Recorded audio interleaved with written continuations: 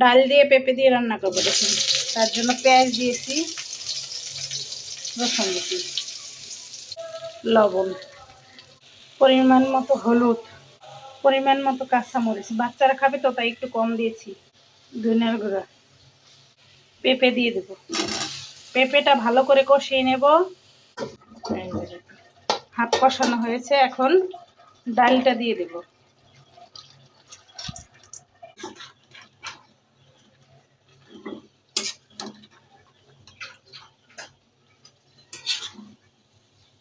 আমি একটু ঢেকে দিব, পরিমাণ মতো জল দেব, হালকা একটু চিনি দিয়ে দেব। তাহলে হবে কি, ওই যে পেঁপেটা একটু জলসা না, ওটা মিষ্টি মিষ্টি লাগবে, ভালো লাগবে। তেলানি করব এখন। তেলটা গরম হয়ে গেছে, তেজপাতা দেব, রসুন কুচি আর পেঁয়াজ।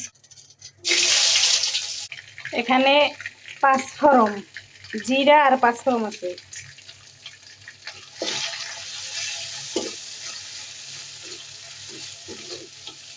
এখন দিয়ে দেব।